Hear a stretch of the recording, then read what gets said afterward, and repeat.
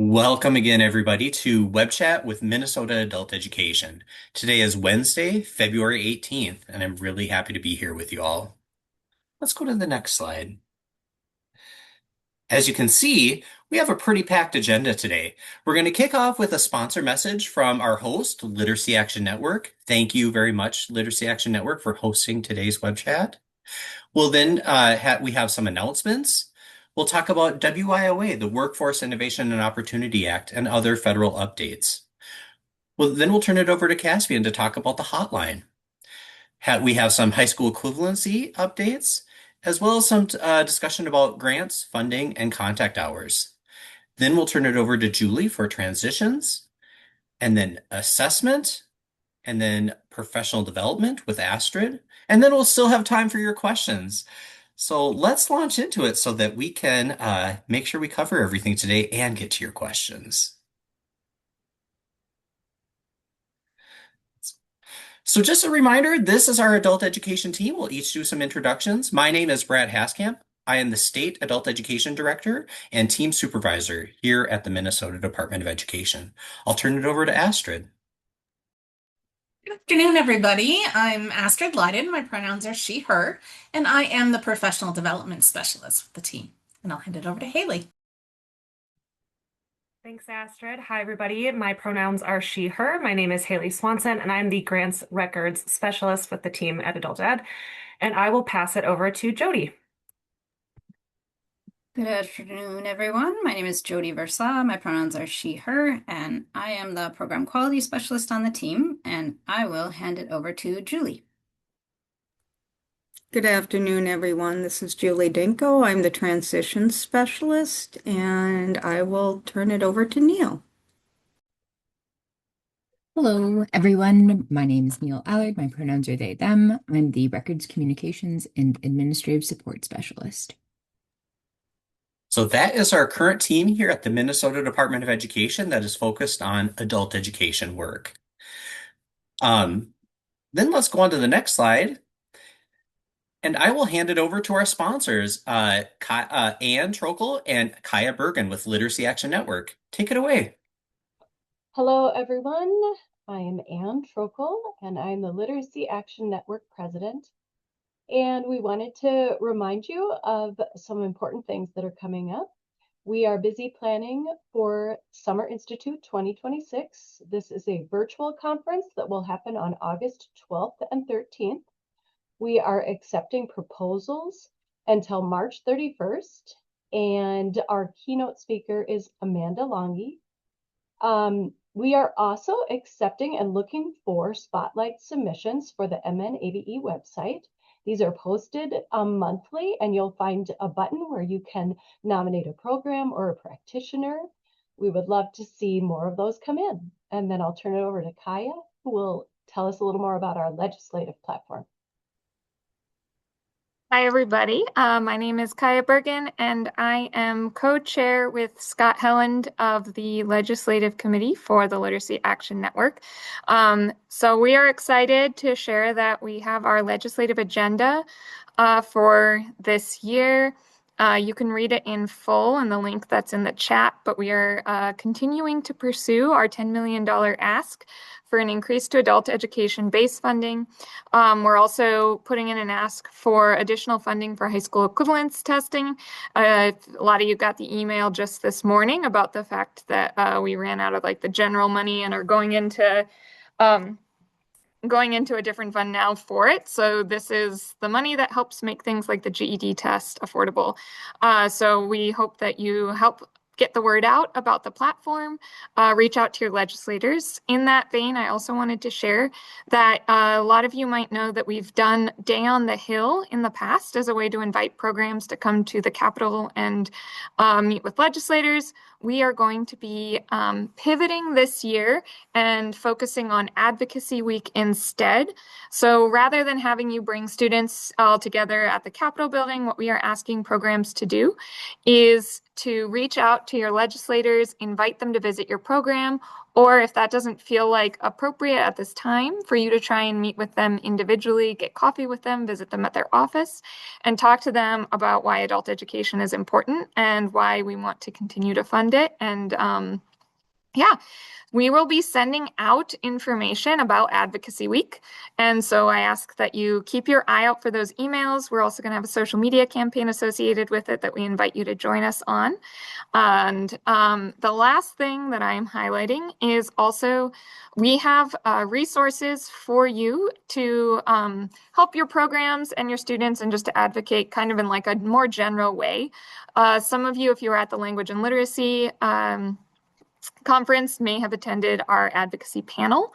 So you can find the resources from that panel on the LAN website.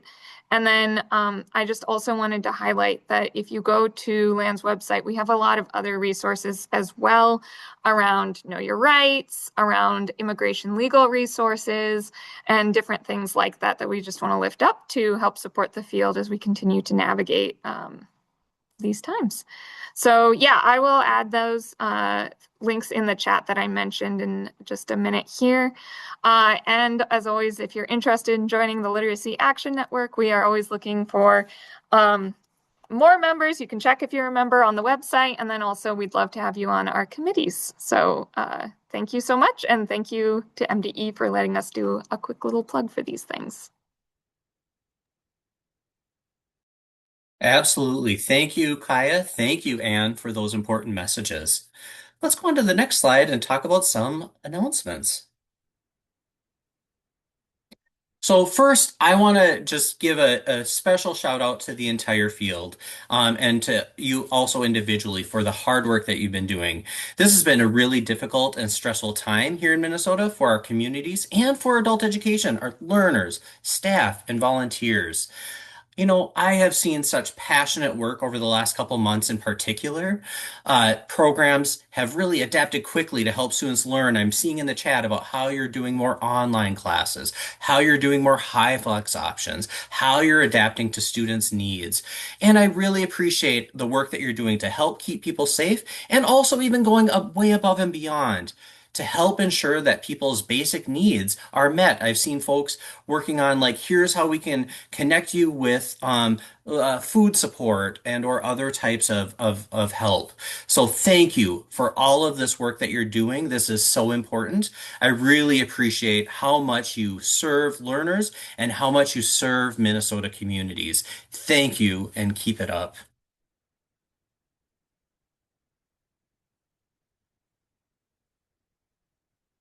And then I just wanted to reiterate something from the Literacy Action Network section and really encourage you to submit your own spotlight to highlight your adult education people and programs. So I just wanted to share what that looks like on the main page at mnabe.org. You can see those spotlights, the most recent one, and there you can see when you get there, there's a little button at the bottom that you can click to submit your own spotlight for your program or a person.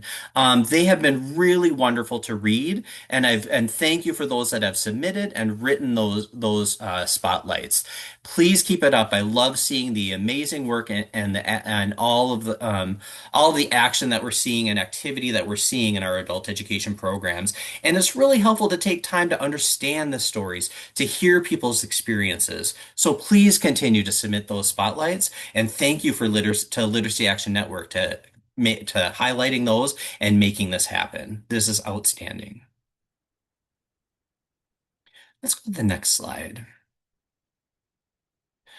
Then we're going to dive into some WIOA, Workforce Innovation and Opportunity Act, and federal updates. So let's go to the next slide. First, federal funding. Got lots of questions about federal funding. So just to kind of reiterate where we are at for funding that would start July 1, 2026. Again, federal adult education funding.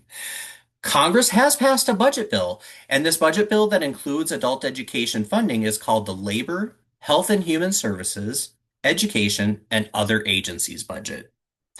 That bill has been passed and includes level amounts of funding nationally for adult education. Note that that's the nationally that's level amounts of funding, not necessarily for Minnesota. The federal government still has to run that money through their statutory formula. And also, it's important to know that the president has signed the bill. So what are the next steps with that? The next steps first are that either the U.S. Department of Education or the U.S. Department of Labor will issue an estimated award memo to let us know what the allocated amounts will be for adult education that starting July 1, 2026, with that federal fund allocation, and they'll send that to state adult education agencies. Then that usually happens anywhere between March and July 1. Typically, though, more like March to April, sometimes May. Then the net final step, the official step, is that then the U.S. Department of Education or the U.S. Department of Labor will issue a notice of award that officially makes the funding available. It's like when we send you an OGAN, the official grant award notification. And that once we get that notice of award, that means the money is available to us that we can start spending it and make sure it's allocated. Typically, that is issued exactly on July 1st each year. Last year was different. We didn't get it until the end of the month. Hopefully, we'll receive that official notice of award on July 1 again this year. But those are the next steps in that funding process. Let's go to the next slide. Another piece of information is that 2026 is an even numbered year, which means we have to submit a plan revision for our WIOA state plan for Minnesota. And that state plan has to go through a public posting process. And that draft revision plan is now publicly available and available for you to read and make comments on. So the current plan is open until Monday, March 16th for public comment. And this is a revision of the 2024 WIOA plan. It is a combined state plan, which means we include Perkins and additional programs, not just the title programs for WIOA. And if you go to the GWB website, you can see both the draft plan and they've also created kind of a document that shows what revisions have been made. So you can kind of see the more simplified revisions list as well. So please check that out. And if you have any comments, please submit your comments to the GWDB website through that process by Monday, March 16th. Then we get this question frequently, so I would like to reiterate that, people are wondering what do these federal reports look like? What do those reports look like? And for those of you that don't know or don't remember, we do have those reports that are publicly available. Everything that we submit to the U.S. Department of Education in terms of our performance reporting, any data that we share is publicly available, and that is on the National Reporting System or NRS website. You can see here, and Neil has put that in the chat. You can find the exact reports that we submit here in Minnesota and about the Minnesota adult education system at the NRS website. Note that the data that we submit are statewide total numbers. It might be like total IET numbers or total numbers for every participant served. But we don't submit any individual level data to the federal government as part of this national reporting system process, or our federal reports do not include submitting individual level data. So if you have any interest and want to know more, check out that website.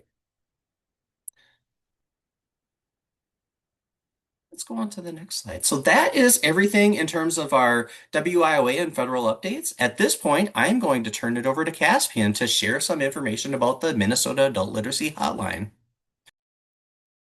Hi, everybody. I'm Caspian Jensen. I use they, them pronouns, and I am the hotline specialist at Literacy Minnesota. I just wanted to come on here and remind folks, especially right now, that it's a really good time to ensure your hotline page is up to date, even if there are temporary changes that you have made to your program to help accommodate students who are not feeling safe traveling to your location, using public transit, and who are looking for online options. If that's something that your program is doing to help students, I even know programs that are doing things like food shelves and Any information like that is super helpful for me as I'm referring folks to programs all across the state of Minnesota. So if your program has shifted or doing any kind of accommodations, please email me and let me know. And go ahead and check your hotline page. That will be through your SID account to make sure that those are reflected on your hotline page. Your program's description is a great place to put temporary changes. I will say it is also important to ensure that your tags are up to date. So if your program never had online before and is now using online, make sure that you're tagging online. So when I search for online classes, your program will show up. I will say a lot of the calls that I'm getting, folks don't want to permanently stay online, but they need that temporarily until they are feeling safer. So many folks are totally interested in joining in-person classes, but just need some help right now with online. I'm especially seeing folks reaching out who want beginning or pre-lit ESL, ELL classes online. That's a little more difficult to find. So if that is something that your program offers, again, please email me and let me know so I can help get students to your program.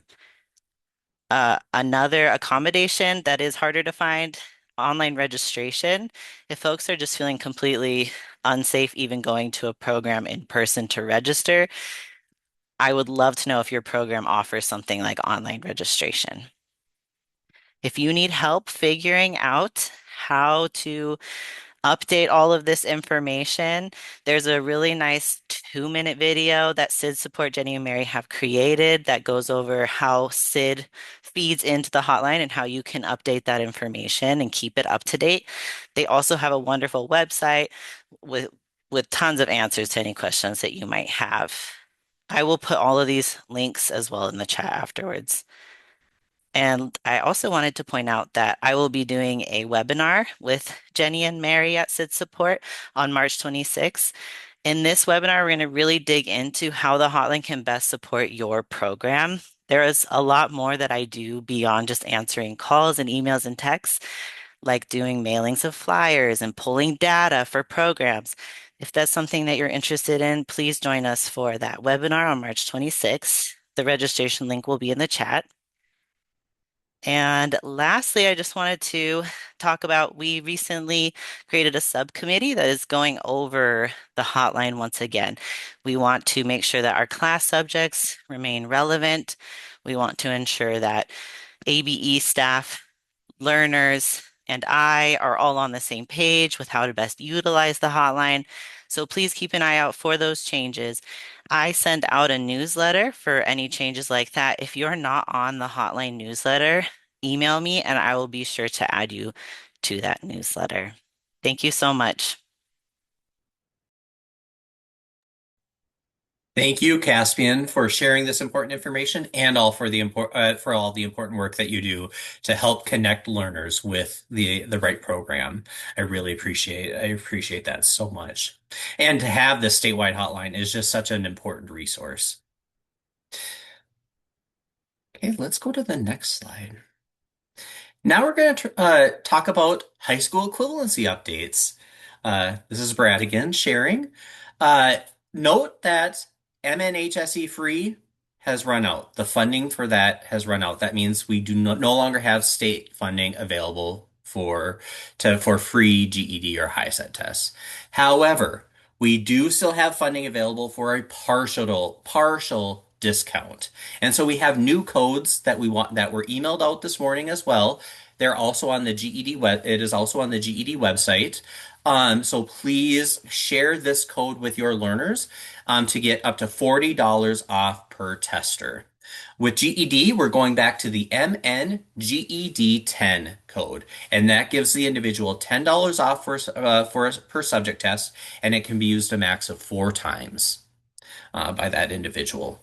HiSET, they're still working on this, so it's not yet available. So stay tuned. Hopefully this will be available soon. But HiSET is implementing a new code, MN HiSET 8.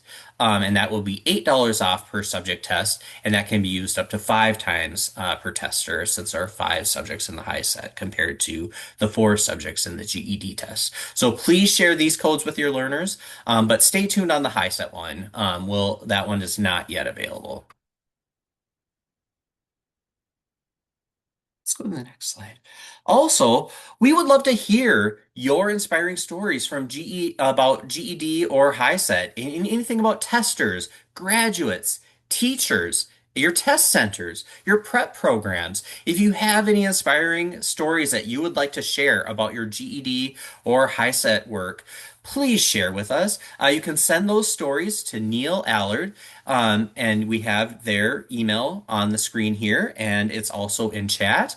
But in particular, I want you to know that GED related stories will be forwarded on with your permission to Melissa Hultstrand at GED Testing Service because GED Testing Service is collecting success stories and inspiring stories from states. So just know that if you have a story you'd like us to share or that you'd like to highlight, please send them to Neil Allard's email address.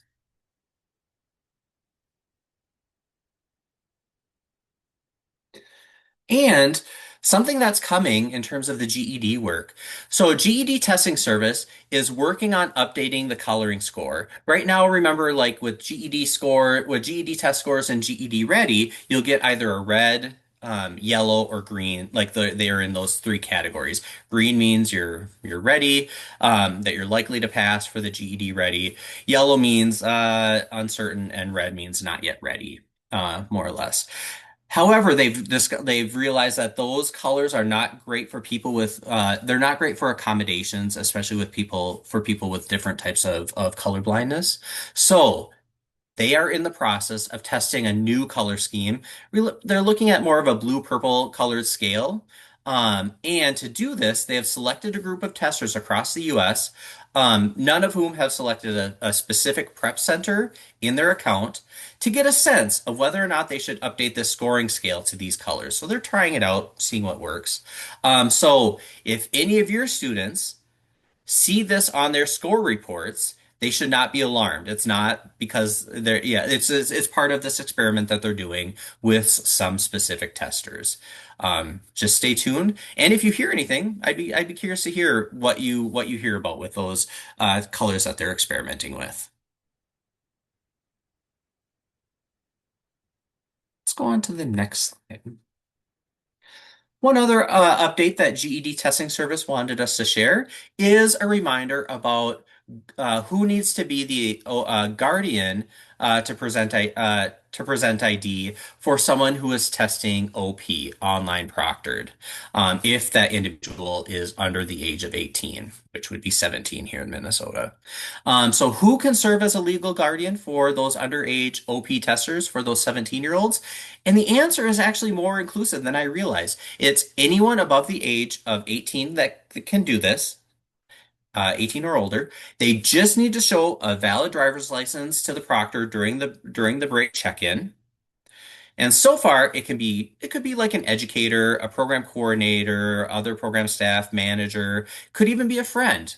So it does not need to be their official legal guardian, or their official parent. Just so you know, many of you probably already know this, but if you didn't, I want to make sure we reiterated that messaging for you because that is helpful for those that are OP testing, especially if they might be OP testing at your site for those 17-year-olds.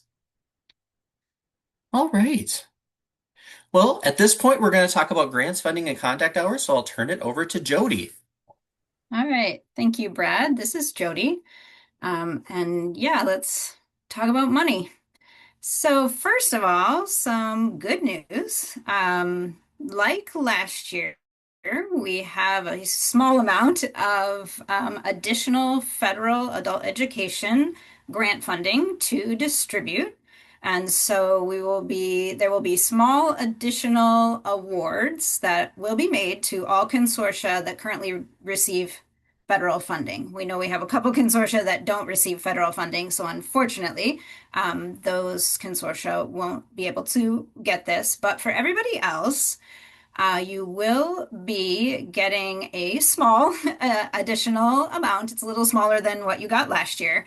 It works out to be about 4% of what your original federal grant award amount is for this current year, minus the regional transitions funding. So for those of you who your consortium is the fiscal agent for the regional transitions funding, you have to subtract out that 50,000 and then it's 4% of what's left after that. The reason that we have this funding available is because of underspending that happened in last program year, 24-25. These funds are essentially in addition to your current year FY 26, 25-26 grant. So they will need to be spent by June 30th. This additional funding will need to be spent by June 30th. You revised award letters will be sent out via email. Hopefully soon. We are still working on the back end with grants staff here at MDE to make that happen. Just a note that those emails will go to the WIOA. So your WIOA is whoever, the official designated signer for your organization. It's typically a superintendent if you're a school district, or an executive director if your org is a 501c3. But we also try to make sure that we get the Adult Education Consortium manager to be CC'd on that email. So if you are the manager of a consortium, hopefully you should see that email come through sometime maybe in the next couple of weeks. Once you see that email, then the next step is, or a next step is that either you or someone in your budget office or your accountant will need to go into MEGS, which is this somewhat new grant system where federal adult education dollars flow through. So within MEGS, there will need to be a revised budget that includes that small amount of additional funding. So that will be a step that will need to happen before you can spend those dollars and request reimbursement for them. Then while talking about MEGS, I just wanted to give a reminder. Again, this is mostly relevant to those of you who are the manager of a consortium.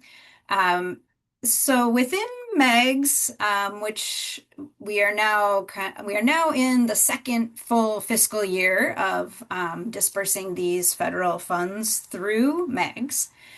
It does work a little bit differently than the system we used to have. And one thing that is different is that there is the expectation that folks be making quarterly reimbursement requests. These are the suggested dates for those reimbursement requests. At this point, there is quite a bit of flexibility with grantees, and there has been, it has not yet caused any problems. If your organization hasn't been able to do this, it's okay. But we do mention it because it is an expectation, and we would like folks to work with your business office or your accounting staff to make sure that, that there's just the habit of trying to draw down these funds quarterly throughout the year. Then I wanted to talk for a few minutes about narratives. So for those of you who might be new around here, actually, can you go back again, Neil? So the narrative serves as a application for reauthorization for your consortium to continue receiving state ABE dollars annually. I just wanted to note that for many years, we referred to this as the 5-year narrative because it was due every 5 years. You might remember that last year, I believe last year, we got a slight tweak to state statute, and now this narrative is due every 6 years. So our team is trying to shift away from calling it the 5-year narrative. It sometimes slips. It probably does for you too, and that's okay. But we're trying to think of this as the ABE narrative or the ABE consortium narrative or adult education consortium narrative. So, and here's a couple of just screen grabs from some recently submitted narratives. And then on the next slide, this is the cohort of consortia who are required to submit this year in 2026. I know you know who you are because you are working on this big project and have a few months left to finish up the narrative. So for this group of consortia, the narrative is due on June 1st of this year. Once you get that narrative in and submitted, then you relax and take a break from that for a while. And then sort of the final step in that process will be that a couple of people from our MDE team will come out and do a site visit to one of your sites sometime this summer or this fall. So we always look forward to those.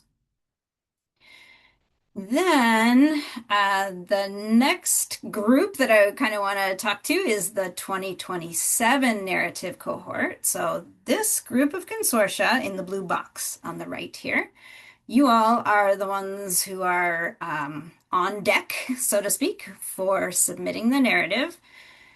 I did send an email to consortium managers of this group of consortia recently. So if you are on this list and didn't get that, take a look back or connect with me. So as many of you know, because you've been through the process before, the narrative submission process really starts. The first step is the year prior with reviewing narratives. So this 2027 narrative cohort, the expectation for you is that the manager, along with hopefully one or more additional staff from your consortium, will help us read and score and give feedback on the 2026 narratives. So that process will happen throughout the month of June, or for about first 3 weeks of June. Then on Tuesday, June 23rd, we will have a reviewer meeting where we get together and talk about our scores and our feedback. That's a virtual meeting, so no travel involved. And then you kind of get a break for a while. And in the fall is when we kick off kind of narrative writing for this cohort. We are currently scheduled to have that kickoff workshop on Monday, October 19th. So I just want to make sure folks in consortia on this slide that you have those dates on your radar and on your calendar, and you're thinking about who else in your consortium will need to be involved in those. And then just a reminder, just like every year, we have our annual application coming up. It is due every year on June 1st. And just a reminder that this application is the required application in order for your consortium to continue receiving state ABE funds and federal adult education funds. This application, as same as the last 2 years, will be submitted in MEGS. That process has gone pretty well the last 2 years, so I anticipate that should be relatively smooth. And we will be talking to you a lot more about that annual grant application on our next web chat, which is in May. So stay tuned for that. All right, then I want to take some time and talk about hours. I know that is a topic that a lot of us are thinking a lot about these days, maybe even more than usual. And talk and think about how hours relate to funding. So to kind of give some background or give a starting point, I just wanted to share kind of some numbers for this current year where we are at right now. Or the year that we are in right now. So you hopefully remember that this year's funding, the calculation of award amounts is based on last year's hours.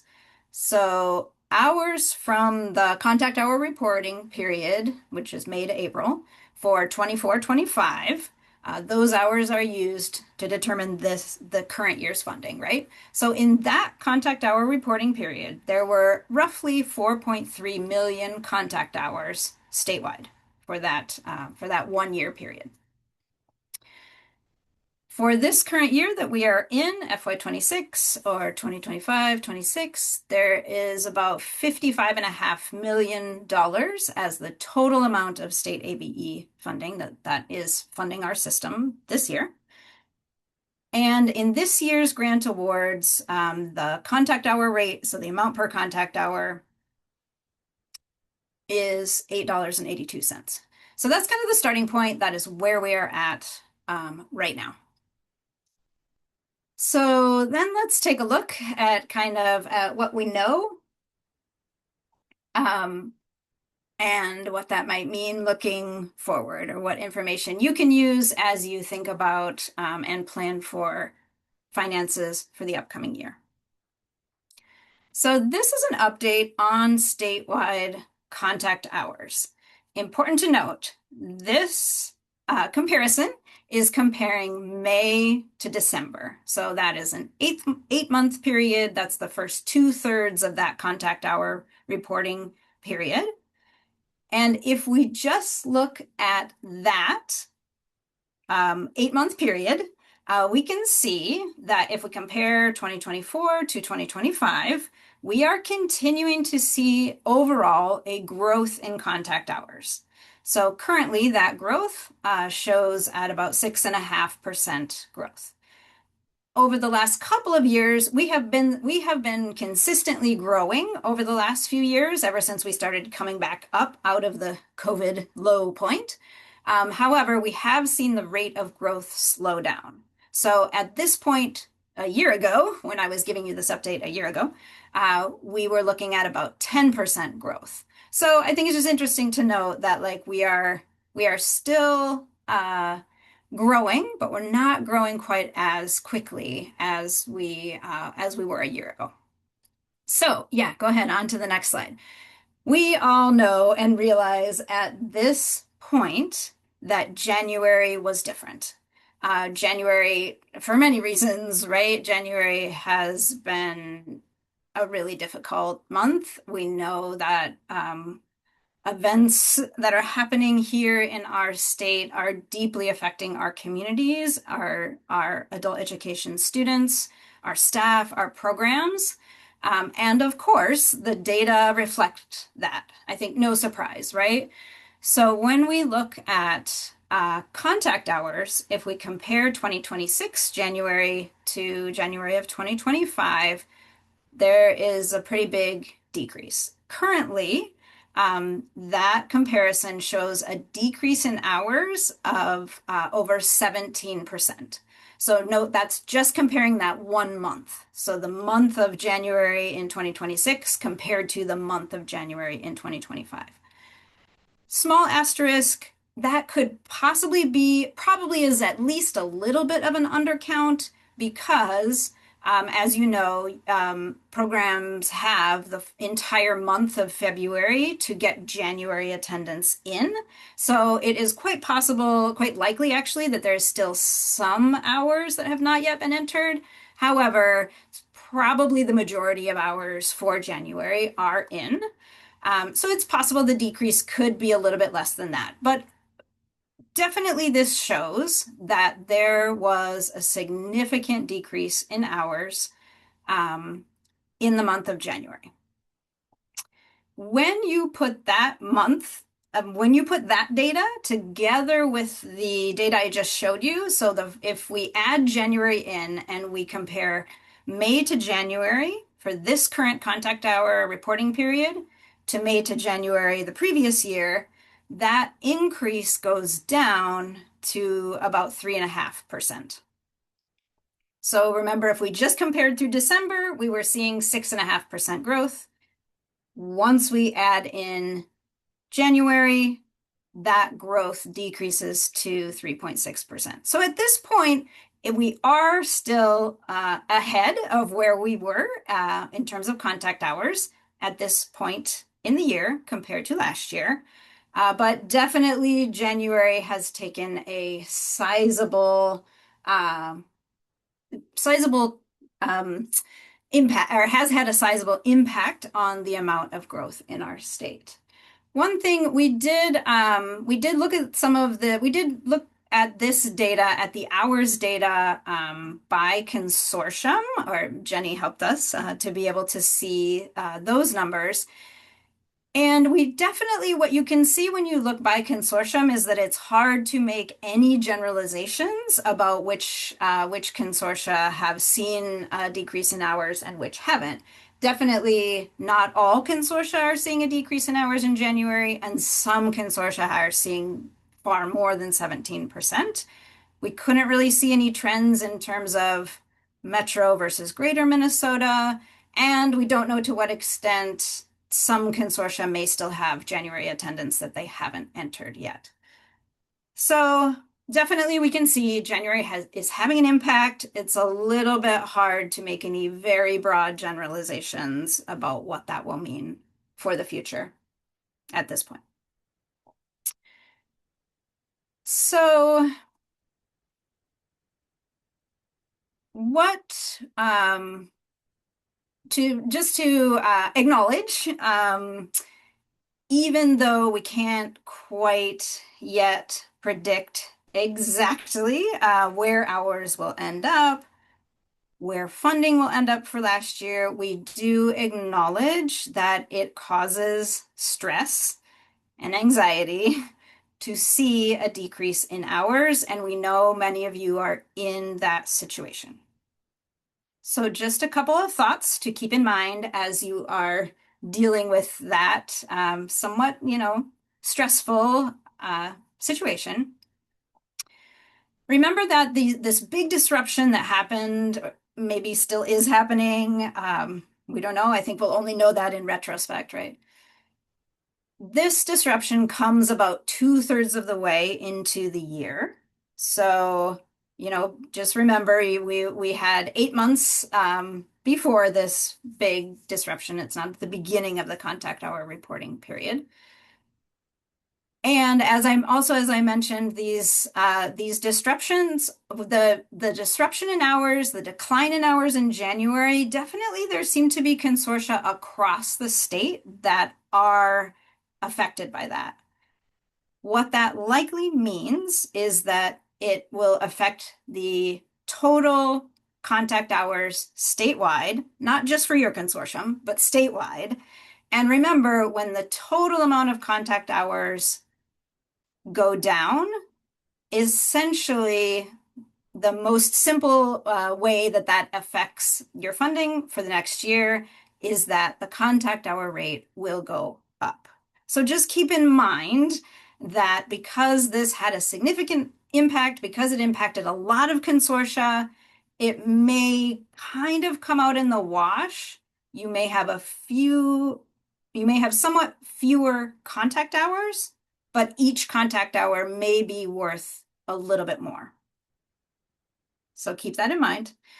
And then last, keep in mind that state statute does have a protection in place that it's called service disruption.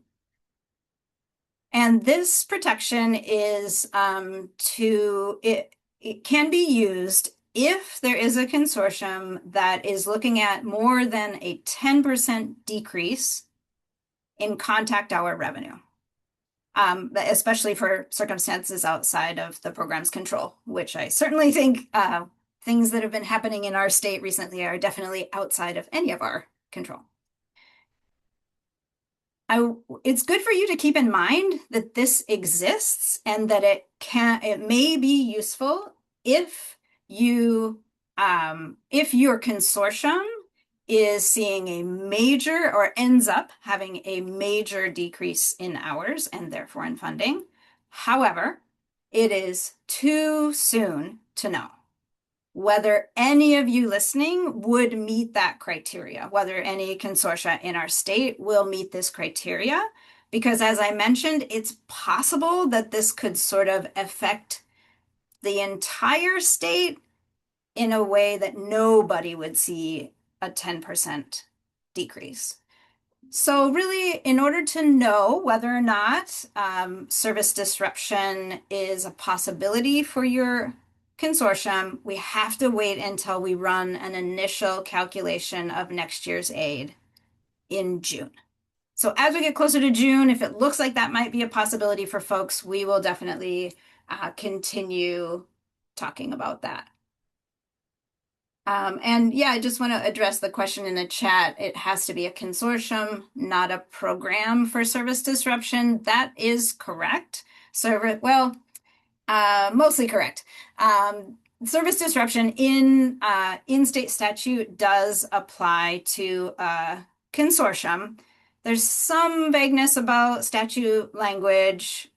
So we have in the past actually been able to figure out a way to apply it to a program within a consortium. If anyone is looking at that scenario, in May and June, we can definitely think more and plan more around that. And correct, no limit on how many times a consortium can apply for service disruption. So kind of to wrap up, I just want to reassure you that in our office, we know that this is a hard and stressful time, and we want to offer you as much information and as much support as we can. But in terms of what the impact on your budget will be next year, we encourage you to hang on and be hopeful, and we'll work through it together for sure. If you would like to talk a little bit more about budgets and funding, hear a little bit more detail about some of the things I shared today, and then talk to other managers about those topics, there will be a webinar coming up in a couple weeks in March. And I think in a later section of this webinar, we'll share a registration link for that event. So that is it for me. I will pass it off to Julie. And I'm going to let Brad cover the first two slides here. Okay, let's go to the next slide. Thanks, Julie. Thank you, Jody. This is Brad. So first, we want to share some updates about the online statewide training courses. So quick note, just to refresh our memories, for the last 4 years, we've been running a pilot for online statewide training classes.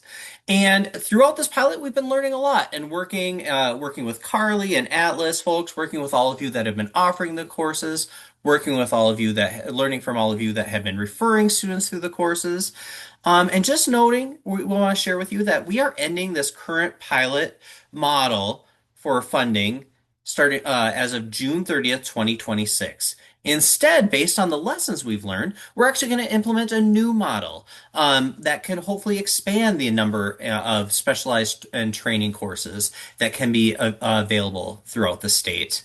The goals here as we move from this pilot into this new model are to increase access, create sustainable funding for classes and that students need, but often don't have the strong enrollment when offered in a single location. Rather than competing locally or regional, we want to make sure that we are able to offer some online offerings that complement classes that student can take and can give them more opportunities. So we'll share more details as we go ahead. But in this new model, we will not be front loading with additional money as part of your regional transitions money. Instead, you would be funding the class yourself, is the initial thought of the model. And then the consortium that is offering that course, that training or that specialized course, would be collecting the contact hours. Let's go to the next slide. And just some additional notes about this. Programs will get to decide if they want to open up their classes to be these specialized or training online classes statewide. They will require a tag or checkbox in SID, which is still in development. And those classes will actually be visible in the adult literacy hotline. That is what we're working towards. Note that regional courses offered through transitions can still remain the same. There's no changes to those, no changes needed to those regional programs. In terms of the criteria for these new statewide specialized courses, the criteria is still being developed to identify the type of class that would best be identified or designated as these specialized online statewide courses. Like I said before, there will be some designation in SID, some sort of class tag that we have yet to identify. And hopefully this will help sustain these types of classes that are typically more expensive to offer. So stay tuned. We will be sharing more information as we have it, but we want to give you a quick heads up about that change in the model. And we really appreciate all the feedback that we've gained over the last 4 years from in working with Atlas, through all of you that have been providers, and through all of you that have been referring individual students. Thank you for all of that information, all of that feedback, and hopefully this new model will be more sustainable and create more options for online courses that are available for students statewide.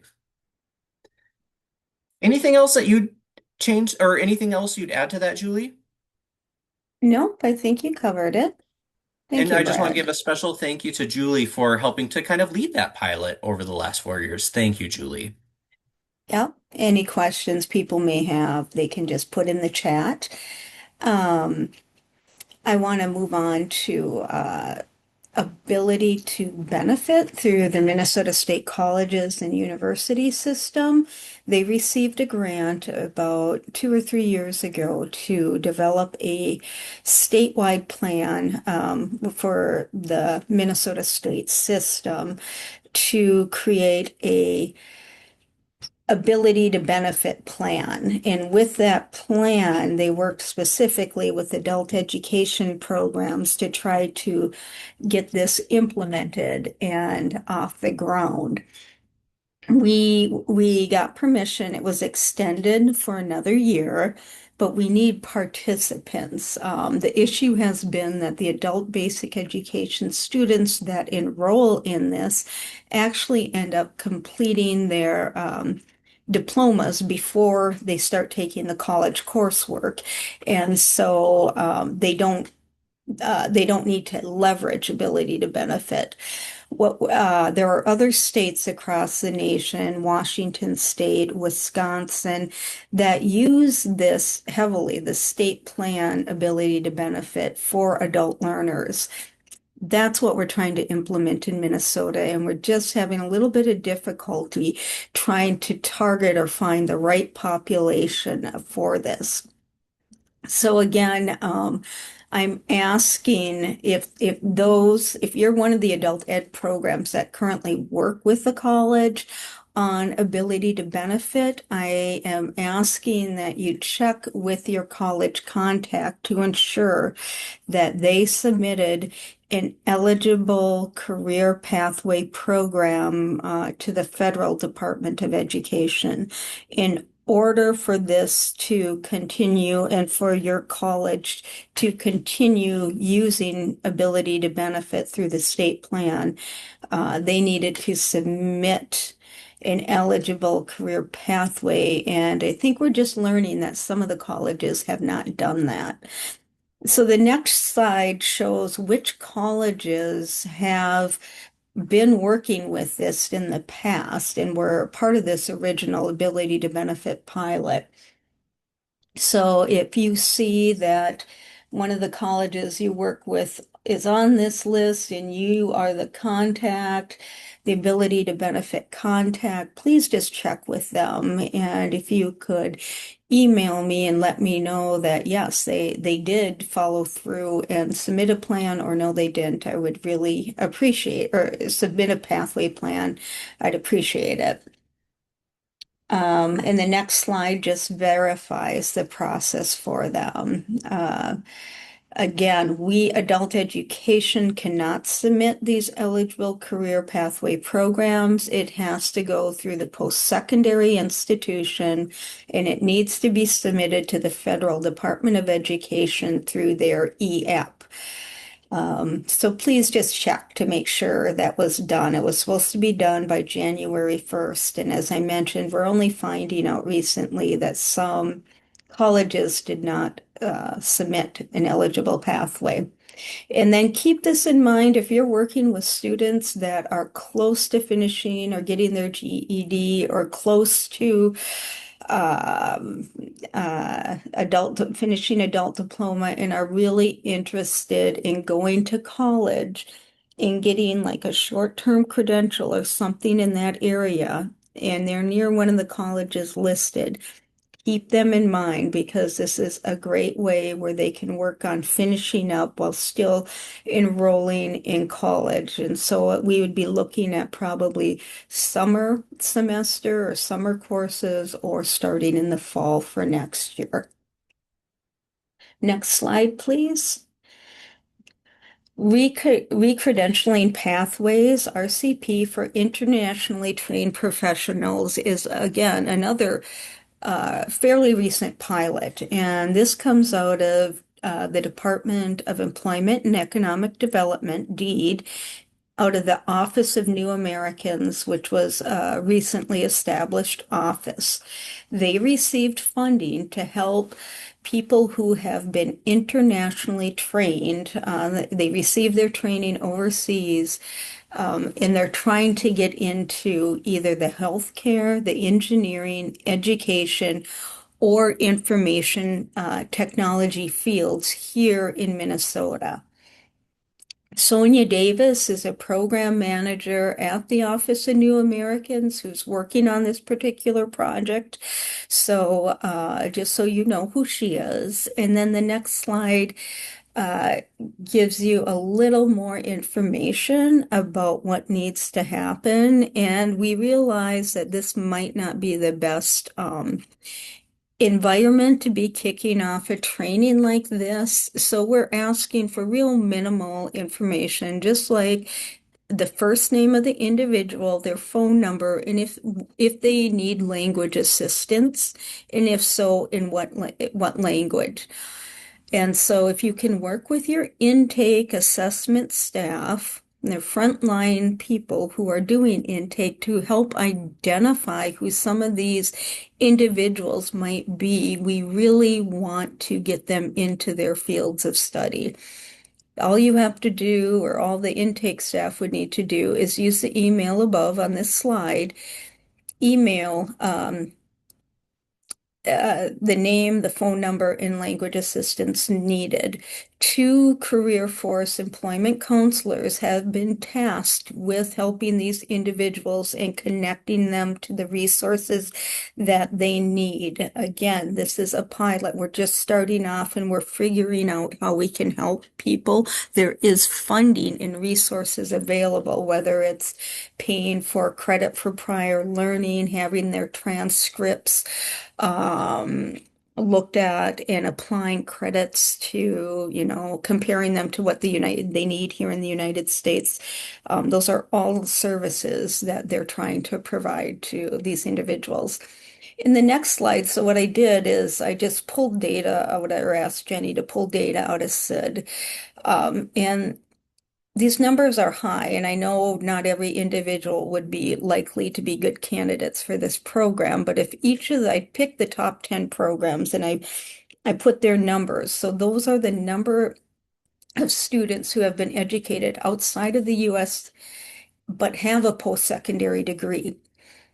And if you see your name or your consortium up here, if you could just identify one person who would be a good person to refer to these resources, it would be really helpful to get this off the ground. And so we can figure out how can we better serve these individuals and get them into their fields of study.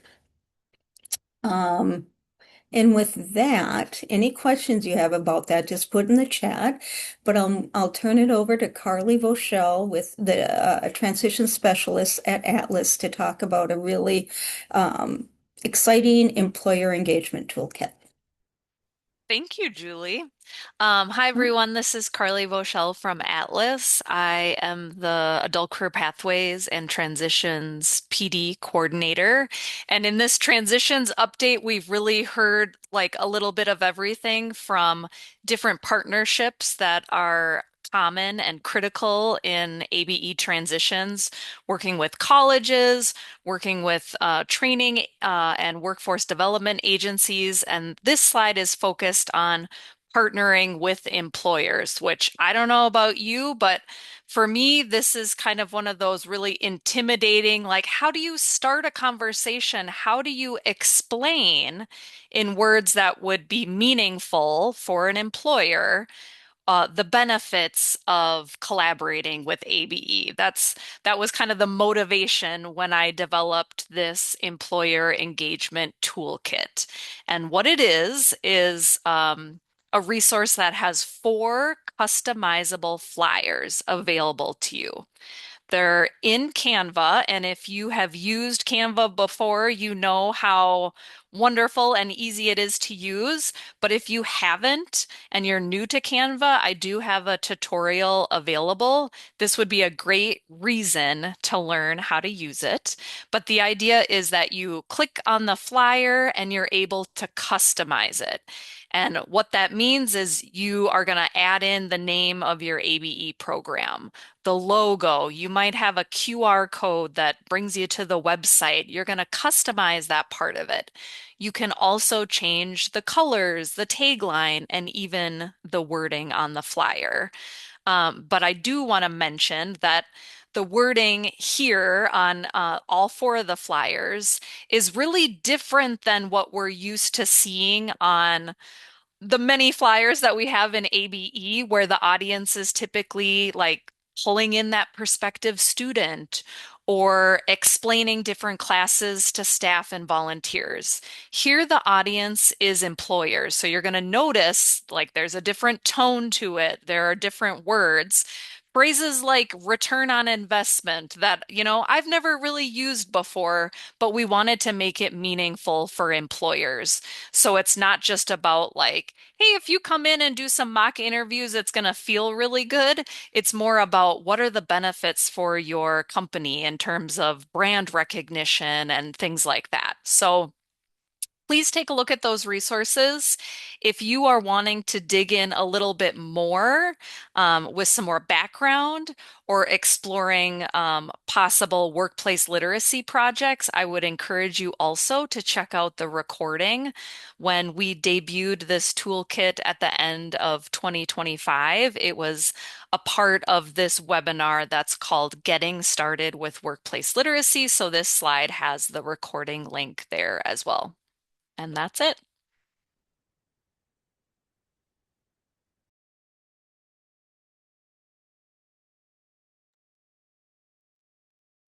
Thanks, Carly. I see there are a couple of questions in the chat about the internationally trained professionals. Julie, did you want to address any of those verbally before we move on? Sure. What I just should have mentioned is part of the process, once they're connected, is to make sure that they have that local connection. If this person already had a local connection, that might seem redundant, but I was given the impression that is just one part of the support they provide. It was just one thing they wanted to make sure everyone had that resource available, but there would be additional support. So I'll follow up and double check on that for you. Great. Thanks, Julie. Yeah, we can go on to assessments. So a couple of reminders and updates related to assessment. So first of all, just reminding folks about some upcoming changes to approved NRS assessments. The original CASA schools reading and the table 11-12 will be sunsetting at the end of June. So they will no longer be able to be used for official NRS pre and post testing. So for next year, the suite of tests that are available and approved for NRS testing are the CASA Schools 2, Reading and Math, CASA Steps, Reading and Listening, and TABE 13-14, Reading, Math, and Language, and then the Best Plus 3.0. And Neil's put the link to where you can find our complete assessment policy if you want to review any of those details. And then we're going to move into talking just a little bit about computer-based testing and remote testing. So our team's been working with Marty Olson and Linda Keller with the State Assessment Training Grant and looking at some of the trends around computer-based testing. And we do have a number of programs and consortia that have moved to primarily using computer-based testing. However, we are seeing that implementation of computer-based testing is really uneven across the state, and we would like to encourage you, if you have not yet started moving in the direction of computer-based testing, that you do so. We know there are challenges in certain circumstances, but overall, programs that are using the computer-based tests are finding it to be much more effective and efficient than the paper-based tests. We also just don't know how long the publishers will continue to be producing paper-based tests. I would like to invite Marty Olson to come on and talk just a little bit about the free computer-based tests that have been available, and also want to check in with the field about whether there would be a need for additional free computer-based tests this fiscal year. So if you want to put that information in the chat, that would be really helpful for us to know as we make some decisions about how to use any underspent funding. So Marty, what's the situation currently with the computer-based tests that have been purchased through your grant?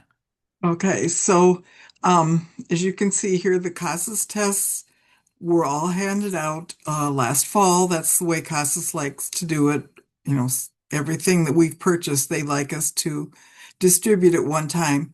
But those tests do not expire. So you can hold them in your account for as long as you need to and use them when you need to.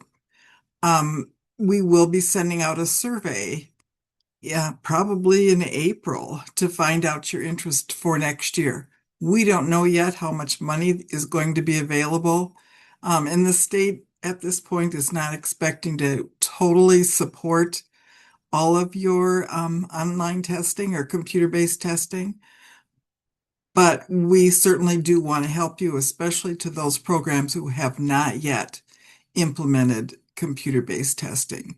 And then you can see here also for TABE, there are still some tests available. So if you are using TABE and would like to try out the computer-based or already have some computer-based tests, but you need more, contact me. My email is there, and I can request that more tests be deposited into your TABE account.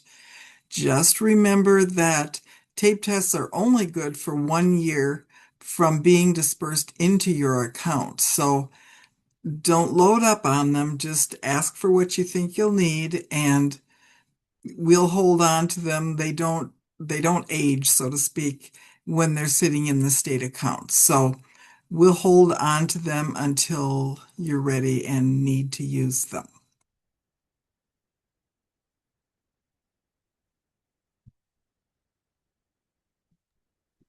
We'll go to the next slide, Neil.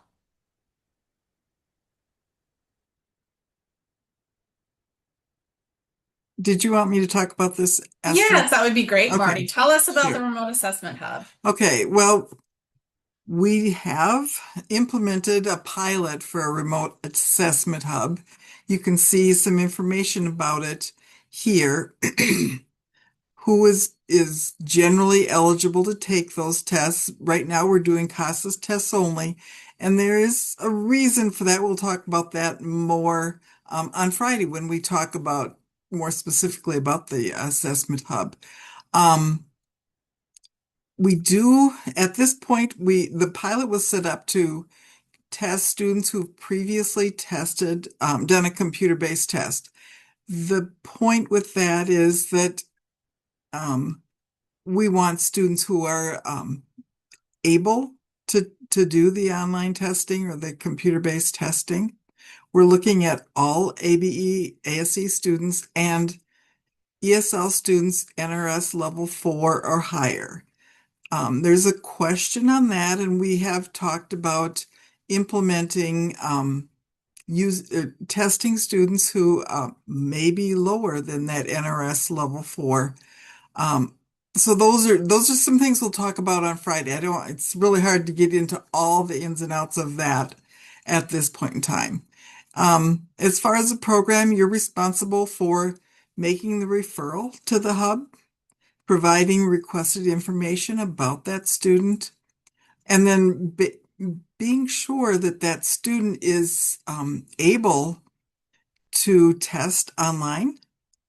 Because, do they have the equipment at home to do so? Do they have an appropriate place to do the testing? And so forth. There's lots of questions. We'll talk about those also on Friday. And then the hub basically will provide that scheduling.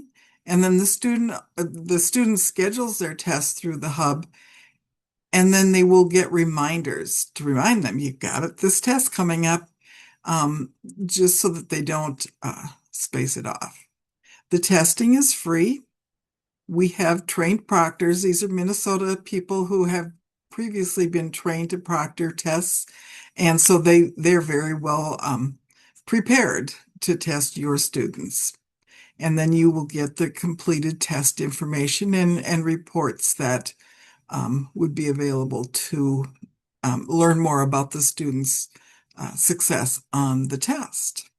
So on the next slide is a link to register for the tests or the remote test coffee break which will be this Friday. So I said, I just gave you a taste of what we'll be talking about on Friday. We want to be able to get more in depth and answer questions first about the way that the hub was set up originally. And then we want to discuss with you, how could we help you with that remote testing based on students being unable or fearful of attending class at this point in time? How can we help to get them tested, pre-tested, post-tested, depending on what it may be? So that link, let me put that in. Neil's got the link in the chat. Okay, yep, Okay, and Marty, I thank put it you. in there too. So, oh, there we go. I see Neil already put it in. The one that I put in was just for the remote assessment hub. So, and then you can see there's a couple of other coffee breaks scheduled. The next one in March, we'll be looking at how to score tests and generate reports using CASA's TOPS Pro. And then we're going to look at some using AI to analyze data in April. So that's some things that we've got going over the next few months. But please attend on Friday. Learn more about that remote assessment hub. Thank you so much, Marty. And I see that folks are wondering if that session Friday will be recorded. Looks like lots of interest in that session. Yes, it will be recorded, and go ahead and register anyway, because then I'll send that recording out to everybody. You'll have it right away. So excellent. Well, thank you so much for everything you and your team are doing to support the field with assessment. And just want to encourage everyone to reach out to Marty to learn more. I saw a question up above about computer-based versus paper-based testing. If you need support getting computer-based testing up and running at your site, if you are interested in doing remote testing at your site, Marty, Linda, and the team can absolutely help you with that. So please do reach out to them. Any other testing related questions, team, that I missed that we should address at this point before we move on to PD?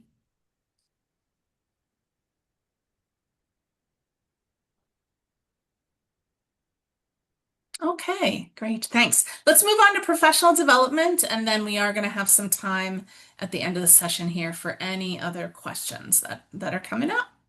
So first, just want to remind everyone that the very best way to stay informed about all of the all of the professional development offerings out there is to subscribe to and read your ABE Connect newsletter. Those are now coming out from Atlas at Hamlin EDU. So make sure to add that to your contacts. They typically go out on Tuesdays. And then also encourage your staff to get signed up for the newsletter. I encourage you to make sure this is part of your onboarding process when you bring new staff on so that they can stay updated on all of the current offerings. Also, just a reminder that we do now have an online education course index. So this is the place you can go to find out about the various online courses that our support network is offering on Canvas. A number of them do meet relicensure requirements. So as you and your staff are looking ahead, if you're due for relicensure this year, this is a great way to get some of those CEUs. Atlas had an excellent Language and Literacy Institute last month. So if you missed it, or if there was a session that you wanted to attend and you were not able to, encourage you to check out the flyer that now has links to the session recordings. You can also share that with colleagues. Even if you were not able to register and attend live, that resource is available to everyone. Coming up next week, Atlas is hosting a manager retreat on Thursday, February 26th. I think this is going to be an excellent opportunity for adult education leaders to come together for a day of networking and guided discussion and learning. You can see a snip of the agenda here on the side. Digging into some timely topics like leading in anxious times.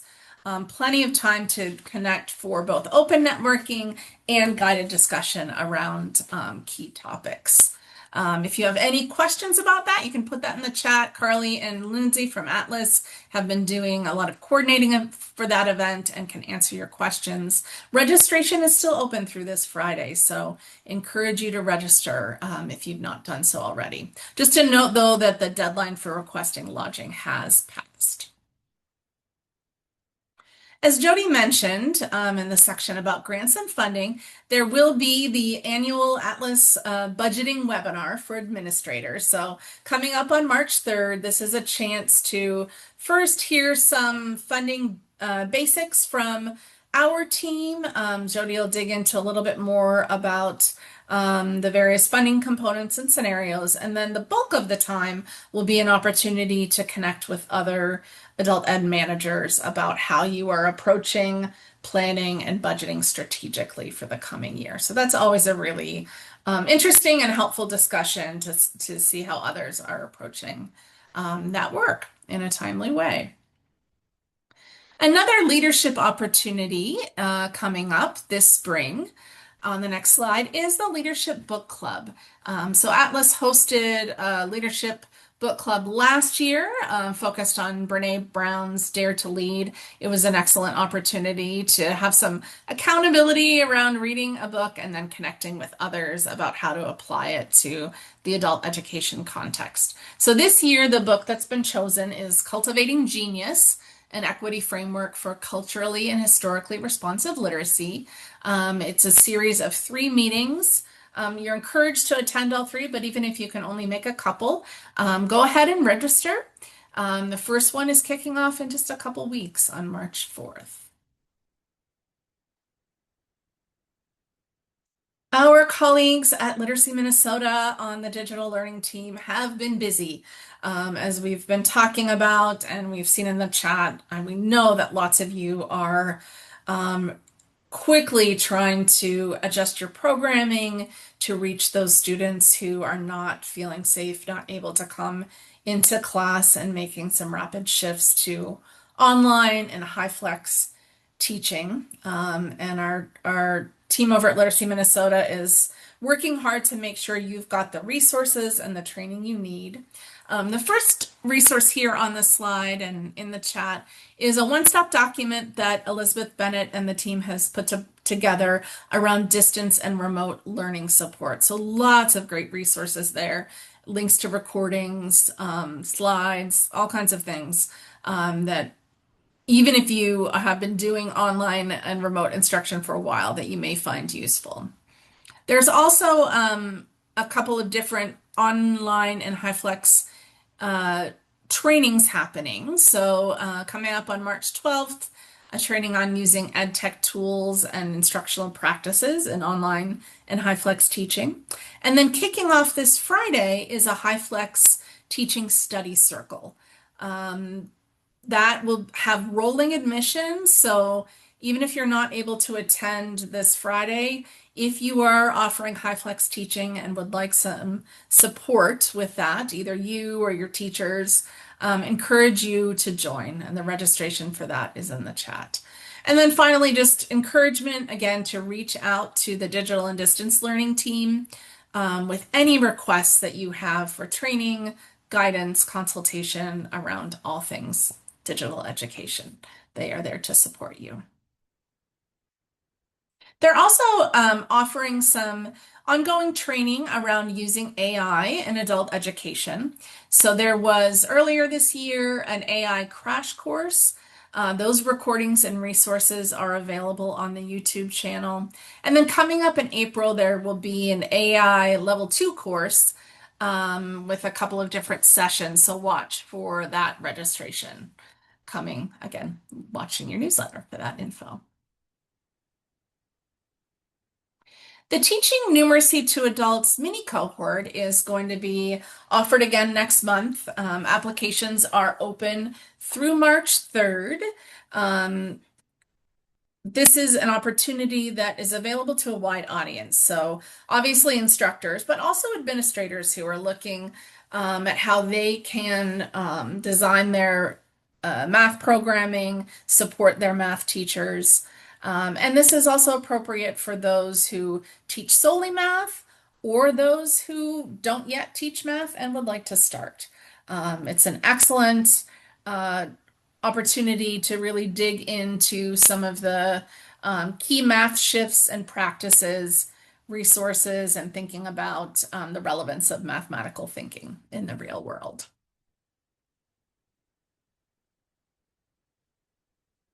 We've made the decision to make a shift here from an in-person event in April to a spring statewide virtual conference on April 17th.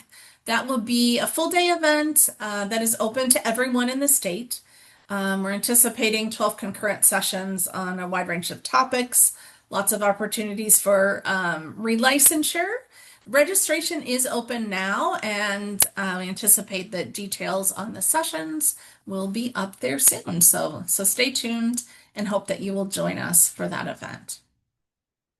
And we will be taking the show on the road to Mankato. The Spring South Regional will be held on Friday, May 1st, and registration for that event will open in April. Looking ahead, just want to get this on your radar that a number of the different advisory teams are going to be accepting applications later this spring. So watch for those applications. Administrator, Numeracy, Statewide PD, and the Panda advisory team will all be looking for new members. So we hope that you might consider applying or think about others on your staff who might be a good fit for those opportunities. And then finally, a couple of reminders and resources around volunteer training and management.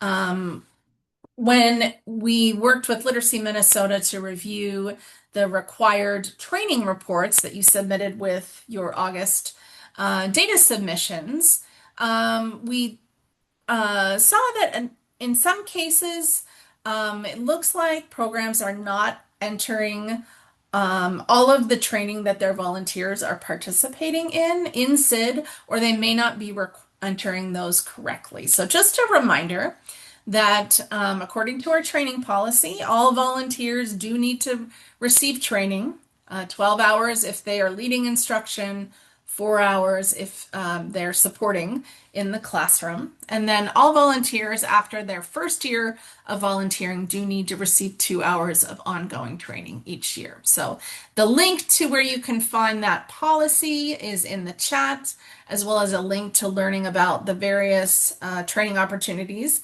offered through Literacy Information, Literacy Minnesota, as well as a link to the SID help desk where you can get a refresh on how to enter that volunteer information into SID. And then finally, in case you missed it, or if you want to go back and take a look at any of the sessions you missed, the Volunteer Management Conference was held in December with a variety of really great sessions, some focused on just the basics and others around other newer topics in volunteer management. So you can either check out the playlist on the MN ABE PD YouTube channel or go into the participant folder to see the recordings and the materials associated with those sessions. So hope you'll check that out if you weren't able to attend live. And then one final item before we close and open up for questions is just a check-in around the fall manager meeting. So if you think back to October, it feels like a really long time ago. We gathered with many of you in person for our fall manager meeting.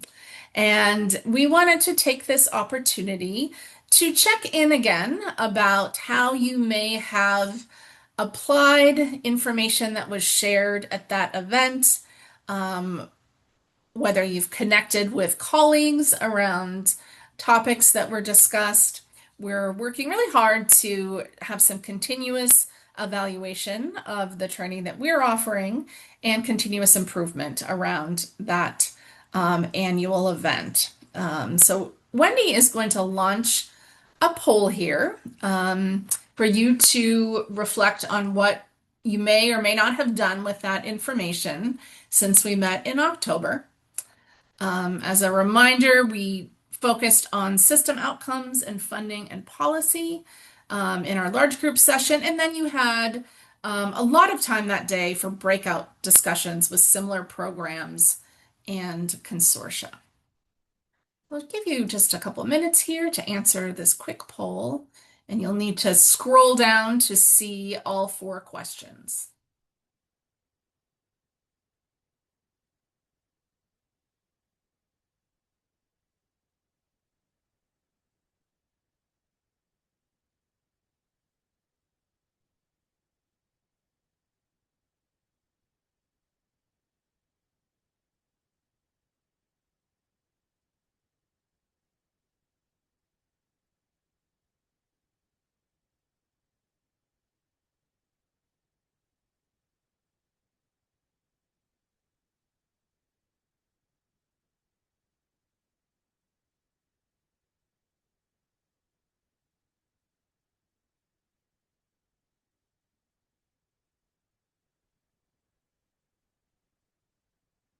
And we'll give it another 30 seconds and then end that poll because we are at time.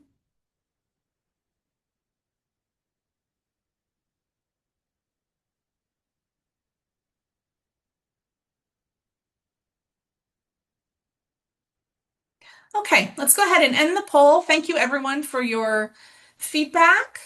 That will be very helpful. And I'll turn it over to Brad to close us out.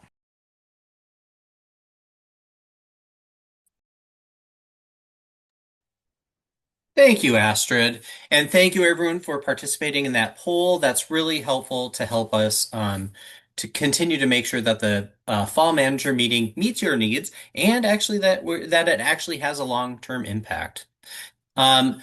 Please note that the materials for today's session, including the recording and slides, will be posted on both the Literacy Action Network website and on mnabe.org. Let's go to the next slide. Our next web chat is actually the annual grant application webinar. It will be on Wednesday, May 6th from 1 o'clock to 2:30. And in the chat, Neil has shared the registration. Thank you, Neil, for that event. Let's go to the next slide. Thank you all again so much for being with us today, for sharing your perspectives. The chat was extremely lively. I think this is the web chat where we've had the most speakers of any other web chat in the past. So this has been a very collaborative event. Thank you all to the MDE team and all of our speakers today. Thank you for helping to share important information. Thanks for all of you for participating. I know there was a lot of information. Thankfully, you have the slides to reflect back on. And let's go to the next slide. At this point, let's end the recording and then we can tackle some questions for those that want to hang on.